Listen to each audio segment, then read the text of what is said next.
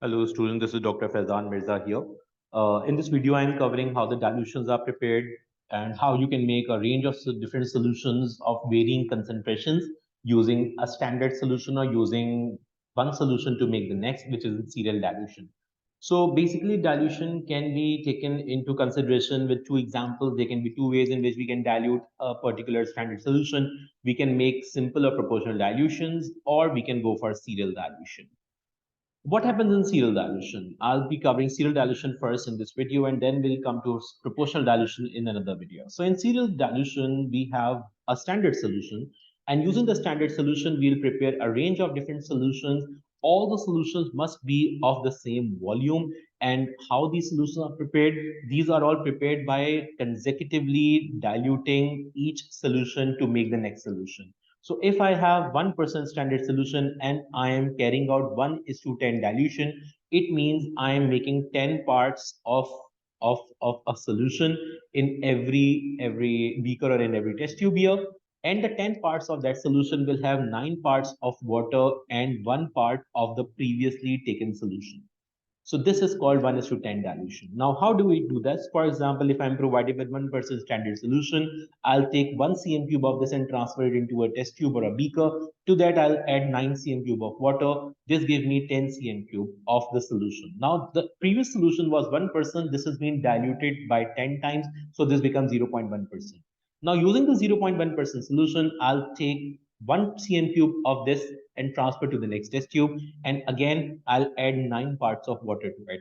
Again, 10 times dilution occurred, and now I have a resulting solution of 0.01%. Using this solution, I'll make another solution to again transferring 1 part of the previous taken solution to make the new solution by adding 9 parts of water. Again, 10 times dilution occur, and I have another solution which is 0.001%. So this is how serial dilution occurs. This example here is a serial dilution in which I'm decreasing the concentration by half. This is called 1:2 dilution. This is an example I'm taken from October November 2016 variant 33. So in this question, we actually were provided with a 20 cm cube of solution, which is of sucrose solution. This is the volume provided to us. The concentration or the molarity of the solution were 1.0 mole per dm cube, and to this I'm adding 0 cm cube of water. If 0 cm cube of water is being added, it means that the concentration will still be 1.0 mole per dm cube, and 10 cm cube of this will be left. Why? Because I'm transferring 10 cm cube ahead into the next beaker. So when I'm transferring 10 cm cube to the next beaker, I'll add 10 cm cube of water. So I'm adding equal, you can say, parts of both the solution and the diluent. In this case, 10 cm cube and 10 cm cube of each. So 1.0% becomes half to 0.5 mole per dm cube. Now the next solution is prepared. I'll take again 10 cm cube of this solution and I'll pour it into the next beaker.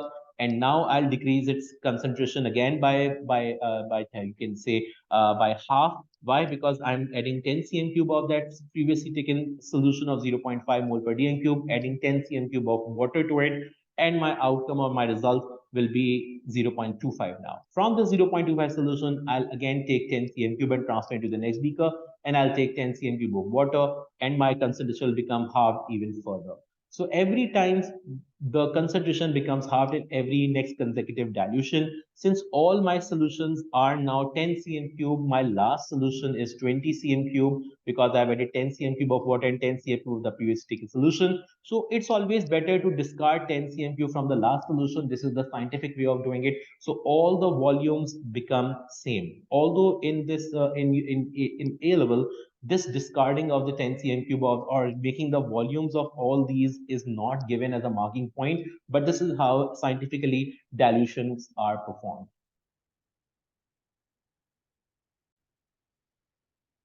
So here I'm taking an example of question from May June 2021 variant 52 in which a question came regarding dilution. So let's do this P5 question. This is enzyme catalyzes the reaction in figure 1.1. Hydrogen peroxide undergoes a catalytic reaction and water and oxygen is released. Catalase enzyme is used. A student had read that copper 2 sulfate can act as an inhibitor, reducing the activity of catalase. The student wanted to investigate the effect of copper 2 sulfate as an inhibitor on the activity of catalase to test the hypothesis. This is the hypothesis of the student provided. The higher the concentration of inhibitor copper 2 sulfate, the lower the volume of the oxygen produced in the presence of catalase. State the independent variable and the dependent variable. We know the independent variable always the cause and the dependent variable is always the effect. So if we look at the description provided to us, the concentration of copper 2 sulfate will be our independent variable and the volume of oxygen will be the dependent variable. The student was provided with 0.04 mole per dl cube. Now, this is the concentration provided of copper sulfate solution. Describe how the student could use the serial dilution to make a suitable range of concentration to test their hypothesis. Now, already this is provided. This is your stock solution, or you can say this is the standard solution provided to you. Using this, you will make different solutions to actually get your answer and how the dilutions can be prepared to get the final range of solutions. So since it's an example, they are asking us to carry out serial dilution. So you have to restrict to serial dilution only. In serial dilution, we'll use one solution to make the next, and then the next is use the next is diluted further to make the third solution, and the fourth and the fifth and the sixth. Every time we keep on diluting the previously diluted solution to get the next solution. So whenever you are given a range, given you were asked to provide a range of suitable ranges of molarity of concentration of solution that you need to investigate, take 5 or 6 solutions in dilutions, because this actually gives you a wide range to cover up the basic you can say experimental analysis. Now 5 solutions can be prepared by serial dilution in the range of 0.04 mole per dm cube. The standard provided to you, you just half it by 0.02 mole per dm cube, then 0.01 mole per dm cube, then 0.005, 0.0025, and this is carried out by 1:2 dilution. Why I'm carrying out 1:2 dilution? Because I want to have a wider range. Now 1:2 dilution is carried out. Equal volume of solution and distilled water are added. 10 cm cube, for example, 10 cm cube was 0.404 molar, and 10 cm cube of distilled water are added to give 0.02 mole per dm cube solution. The resulting solution is then diluted half in the same way until we have 4 dilute solution. I've added an annotated diagram here as well, that this is how the range of solutions can be prepared. Equal parts of the solution and the diluent are added together to get every consecutive solution. So by the end you have 5 different solutions in this range. Next, they have given you a setup in which 5 cm cube of hydrogen peroxide is provided to you. Mixture of catalase and copper sulfate is there. Water is there, and graduated tube is provided to you, and oxygen is to be collected here. Describe how the student could collect the data needed to find out the effect of different concentration of copper sulfate on the production of oxygen in the presence of the catalase. The description should be logical. Then further they are saying you should not repeat the details from B1 describing how to dilute 0.04 molar solution or how to set up the apparatus shown. So you don't need to get the details of the apparatus, how is it set up and how the dilutions are made. So what will be your how you carry out an experiment where the enzyme is being investigated, or the effect of temperature is being effect not the temperature, effect of the inhibitor is being considered.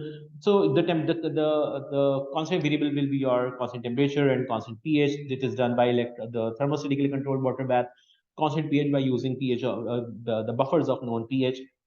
You will state the volume of the enzyme concentration, how much enzyme is being added, what concentration, how much percent would it be, and how much volume would you take. You will record, and the same for the inhibitor as well. So you will keep some amount of inhibitor, and you will state that concentration and the volume. You will record the volume of oxygen collected in known time. For example, I'm taking 10 minutes, so I'll allow 10 minutes for the amount of oxygen to be collected, and I'll take a control experiment as well. In control experiment, I'll just make sure that one of the main independent variable is missing from there. So instead of the enzyme, you can just repeat it with the denatured enzyme, or with distilled water in place of equal volume instead of the enzyme. So that will be your control experiment. Repeat with the fresh enzyme and inhibitor and the substrate solutions in the same concentration and volume using fresh solution. Since hydrogen peroxide is being used, it's irritant to the skin, use gloves. Copper sulfate, we know it's toxic, so do not pour it down the sink. So this basically ends up covering all the variable procedure, safety and reliability, which is required for gaining 6 marks. This is a 6 mark question. Normally they ask for 8 marks, but this time they gave it for 6.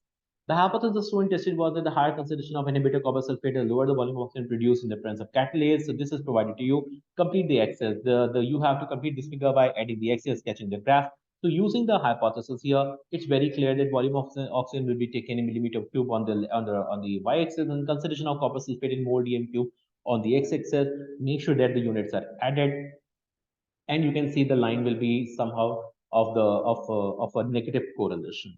You can see here. So this is how the details can be added to the graph.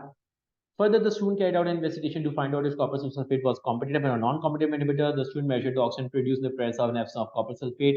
The student processed the data, find out the rate of oxygen produced. The student plotted these results on the graph. You can see this is the without copper sulfate, this is with copper sulfate.